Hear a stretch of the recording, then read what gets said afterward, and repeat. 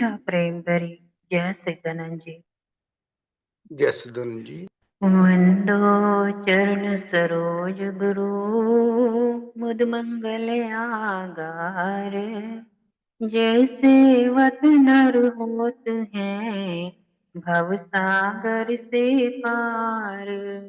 गुरु जी के सुमिरन मात्र से नाशत विघ्न अनंत। तासे सर्व आरंभ में ध्यावत है सब संत।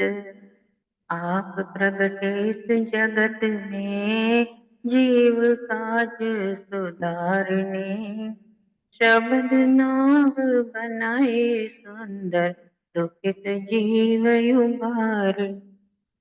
नम्रता और दीनता से भेंट सतगुरु लीजिए। मैं हूँ शरणागत तिहारी दास अपना कीजिए। मैं हूँ शरणागत तिहारी चरणों में रख लीजिए। दंडोत वंदना मेरी बारंबार। श्री परमहंस श्री चरना। राखो लाज दासन दासी दे। सिर ते रख के दया दान। सिर ते रख के दया दान। सौभाग्यशाली गुरुमुख सज्जन मंडली, अपनी समस्त चित्त वृत्तियों को एकाग्र करते हुए अपना ध्यान अपने मन मंदिर में श्री परमहंसों की ओर लगाते हुए श्रद्धा प्रेम सहित मीठे स्वर में बोलिए जयकारा बोल मेरे श्री गुरु महाराज की। जय।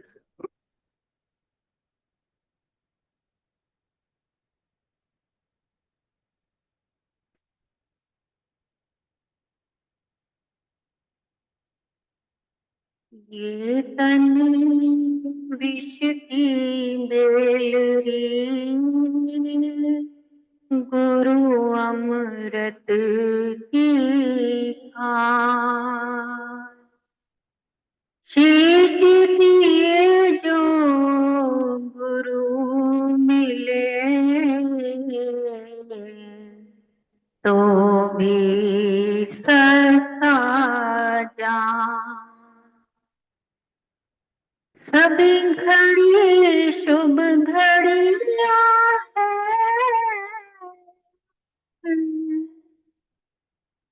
है तो सतगुरु के चरना। नाम दिया जो सतगुरु ने होवे उतरा। बोल जयकारा बोल मेरे श्री गुरु महाराज की जय। गुरुमुखो, ये जो हमें तन मिला है ये बहुत ही शुभ घड़ियों से मिला है। आपको मालूम है ये जिस वक्त इस तन की बनावट बन रही थी उस वक्त एक एक तन के अंग पर हर किसी का नाम लिखा था।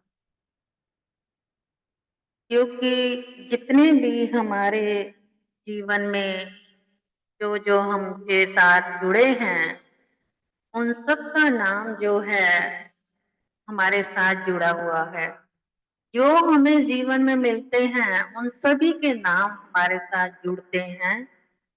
जिस वक्त ये तन बनता है उस वक्त हमारे तन के साथ उन जीवों के नाम लिखित में लिखे जाते हैं जिन जिन से इस जन्म में हमारा वास्ता पड़ना है, चाहे वो बुरे हैं, चाहे वो अच्छे हैं, नेक हैं या कैसे भी हैं, लेकिन वो सब के सब हमें अवश्य, अब हम करने को कहते हैं ना कि हम तो बहुत अच्छे हैं या गुरु भक्ति करने वाले हैं, तो भला हमें कोई बुरे लोगों से क्या लेना देना, क्या वास्ता हमारा।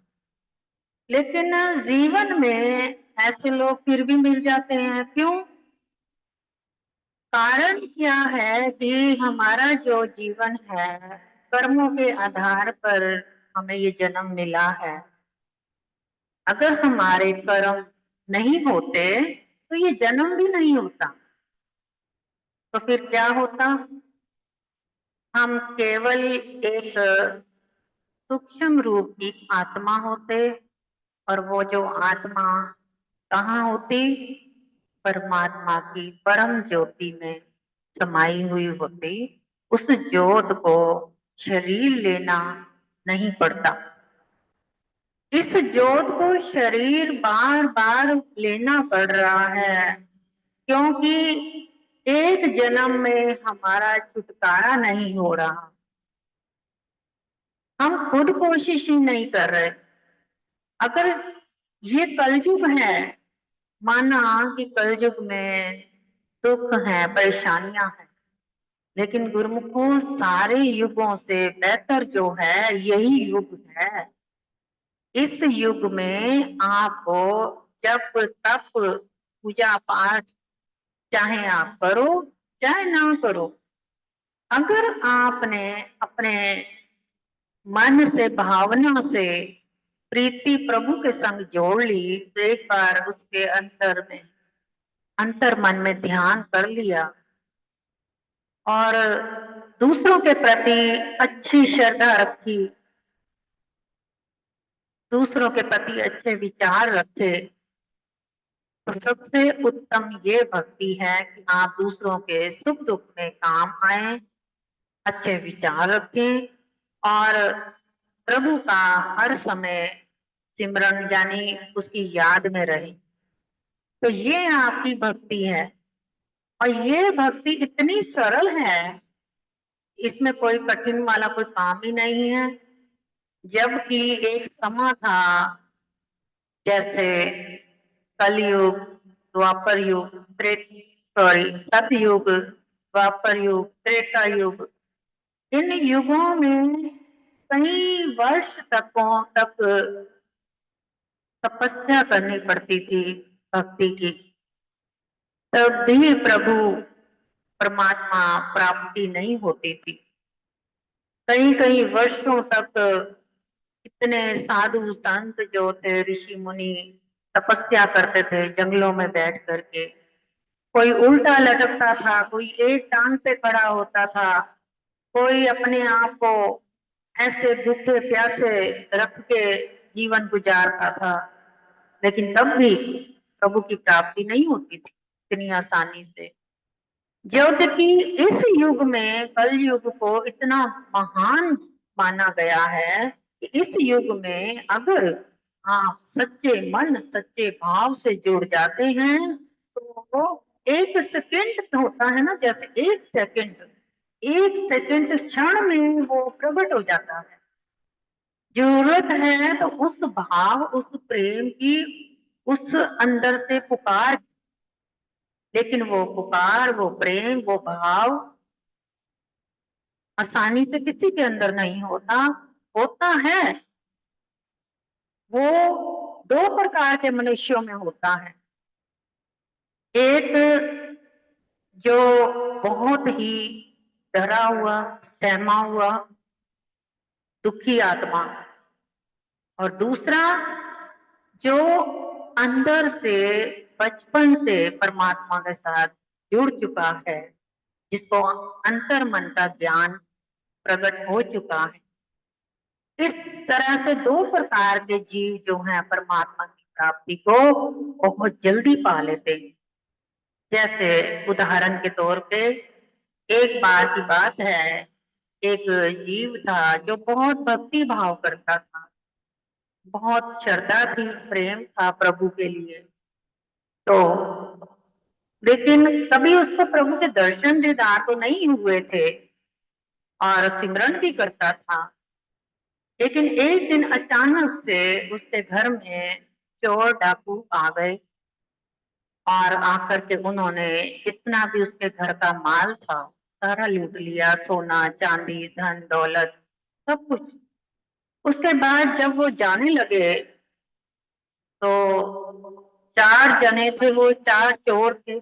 उनके मन में विचार आया कि अगर हम चले जाएंगे इसको ऐसे ही छोड़ के तो वो कल को ये तो पुलिस को रिपोर्ट कर देगा और हमें पुलिस पकड़ भी लेगी। तो इससे अच्छा तो क्यों ना हम इसको मार करके जाएं। अब उन्होंने ये विचार बनाया तो सोचा कि इसको बंदूक से खत्म कर देते हैं। तो वो बेचारा माफिया मांग रहा और मिन्नतें कर रहा, अपनी जिंदगी की भीख मांग रहा उन चोरों के आगे गिड़गिड़ाते हुए। वो भगत कहता है कि मैं आपके बारे में किसी को कुछ नहीं बताऊंगा, आप मुझ पर यकीन करें। आप जैसे लेकर जो कुछ भी जा रहे हैं मैं किसी को कानो कान खबर नहीं दूंगा। आप मुझे जिंदा छोड़ दें, बस मेरी जिंदगी मुझे बख्श दे। लेकिन वो कहते हैं नहीं, हमें कोई विश्वास नहीं है तुझ पे, तो हम इसलिए तेरे को मार कर ही जाएंगे। बहुत उसने मिन्नतें करी लेकिन उन चारों ने कहा कि नहीं, इसको मार देना में ही भलाई है। इतने में फिर उसने कहा चलो ठीक है, अगर तुम्हारी यही जिद है मुझे मारने की, उसके लिए मुझे 1 मिनट दे देंगे। तो कहते हाँ ठीक है। 1 मिनट का होता है, 1 मिनट की कोई वैल्यू नहीं होती। उसने 1 मिनट लिया, उसी वक्त अपने ऊपर कंबली डाली और अपने ध्यान में बैठ गया। अब ध्यान में अपने प्रभु से पुकार करी, क्योंकि जब मौत सामने होती है ना तो अच्छों की प्रीति प्रभु से जुड़ जाती है। तो क्या है ना कि डरा हुआ इंसान ही प्रभु को पा सकता है। तो उसने नाम सिमरन इस प्रकार से करते हुए प्रभु से बात करी, पुकार करी, तो प्रभु का सामने प्रकट होना संभव हो गया।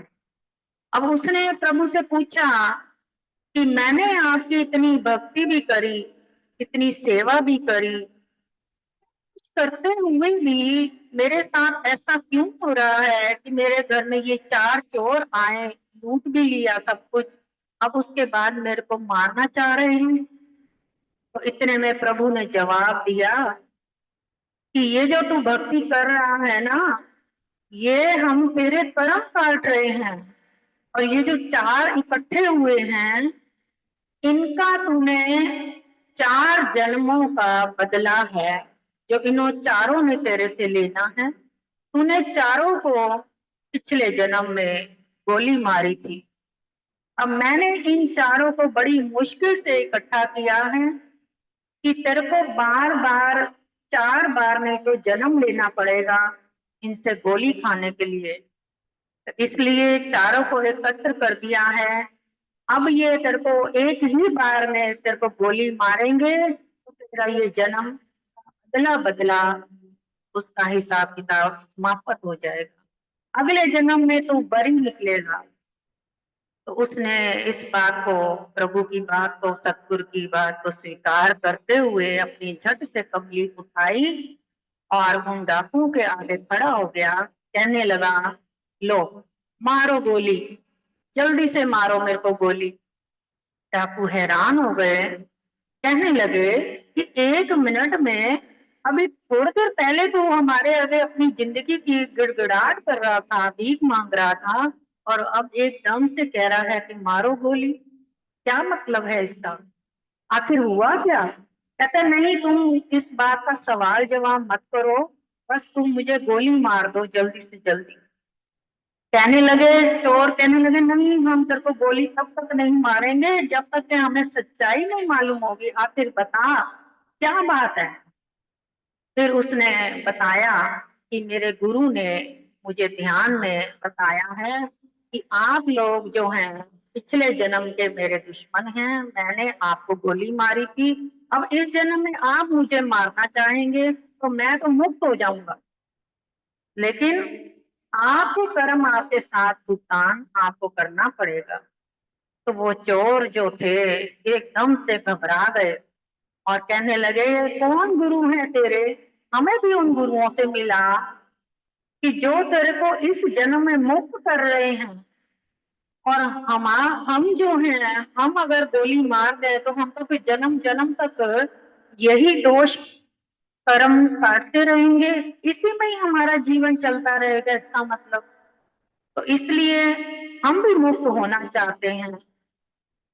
तो गुरुमुखों कहने का भाव ये है कि कई ऐसे जीव होते हैं जिनको पूर्ण गुरु नहीं मिले हुए होते, तो जिनको कर्म काटने पड़ते हैं, दुखों का सामना करना पड़ता है, परेशानियां आती हैं, किसी की कैसी मौत हो जाती है, किसी को क्या हो जाता है, कुछ नहीं बताया जा सकता, लेकिन कर्म तो काटने पड़ते हैं। लेकिन उस कर्म काटने के बावजूद उनके कर्म पेंडिंग रहते हैं, जिस कारण उनको फिर से 84 में जाना पड़ता है। और एक जो गुरुमुख जन होते हैं, जो गुरु की चरण शरण ग्रहण कर लेते हैं, नाम का सहारा ले लेते हैं, वो एक ही जन्म में 84 से मुक्त हो जाते हैं। क्योंकि आप भले ही इस जन्म में सिमरन जितना कम किया, ज्यादा किया, भक्ति ज्यादा करी, कम करी, इस बात का कोई वास्ता नहीं है।